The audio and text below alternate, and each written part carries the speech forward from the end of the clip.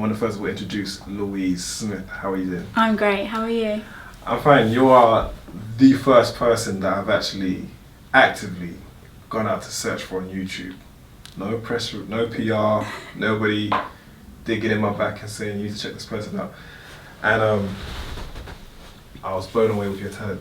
Thank you so much. Give us a quick intro about your start into actually getting involved into music. Okay. I grew up just listening to musical theatre, Disney songs, whatever my parents played in the car, or I guess their CD collection. And then as I got to about 13 years old, I had this very sort of deep voice that was quite soulful, not very high or anything, but I didn't really know what to do with it, and I didn't fit in sort of a musical theatre background. So I went to a contemporary choir on a Saturday, and there I found friends for life and people that influenced me so much and showed me soul music and R&B and gospel music, and that's really where I started to just develop my voice and my writing. So you just said now you were, gospel choir. So were you a churchgoer? No, I wasn't. No, it was like a contemporary choir, so we just did arrangements of songs that were popular at the time. Okay.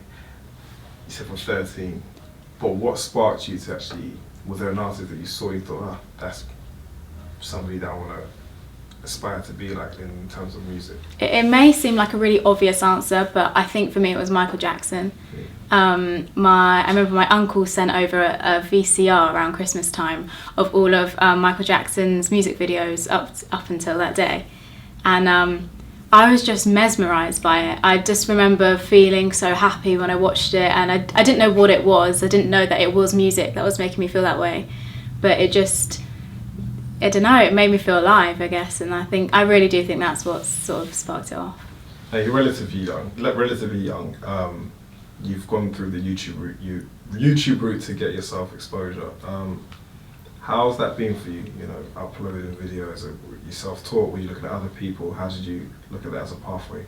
I started uploading YouTube videos once it had already been done, so nothing was new anymore. Everything had sort of, all the YouTube musicians sort of already had made a name for themselves, and there was a lot more people using YouTube, so it was very hard to get your name out there.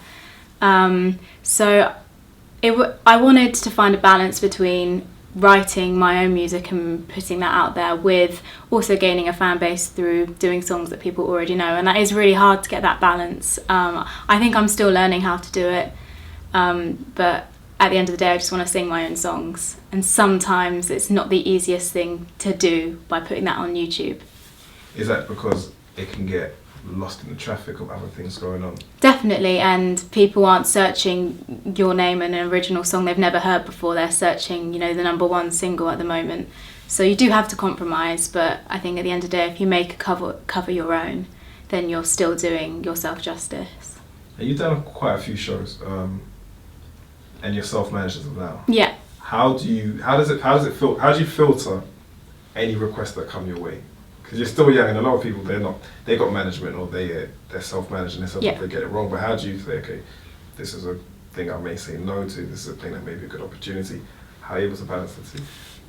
I value my music and what I do, although I'm not the biggest name in the world, or have a huge following. I do still value what I do. So when I get emails through, I want to try everything. I'm not going to say no to a smaller events company because I don't think that they're worth my time. I will definitely go for it and learn from it, and the more experience you get, the better you get. So I'm sort of open to everything. Do you perform when you're doing those shows? What type of music do you perform in then?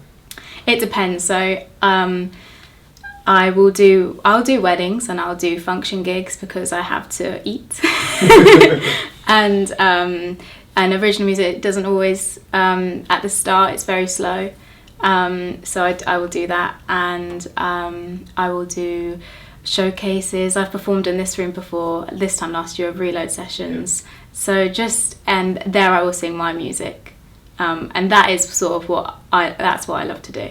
So talking about your music, yeah, there is a birdie tells me there's an EP coming soon. there is, yeah.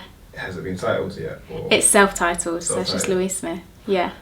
Tell us a bit about the process of actually creating this EP, because you're creating the music, you're writing. How do you go about the production, the arrangements? Tell us a bit about that process. Definitely could have not done this by myself.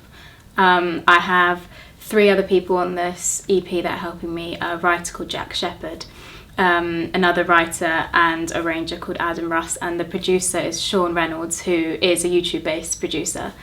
And I've met them over the past year, and we've just sort of clicked straight away. And I had a time last year where I felt like I really wasn't getting anywhere, or I wasn't, I just didn't have a lot going. I knew I had the songs and I had a voice, but I didn't have a lot of content.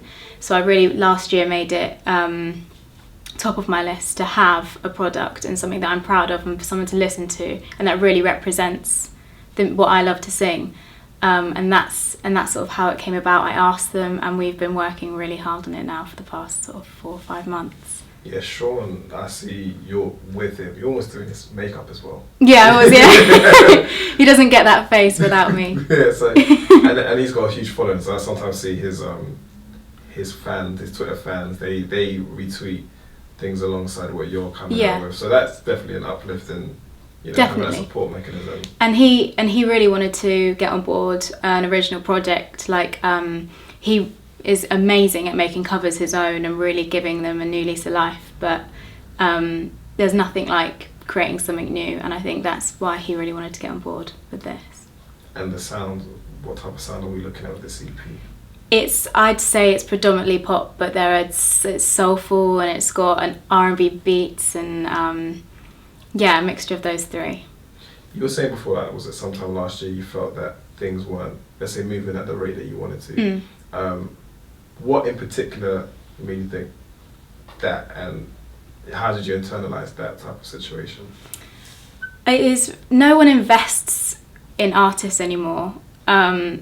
Labels and everything like that, they'll snatch you up right at the last minute. You have to do all that work to get you to that place.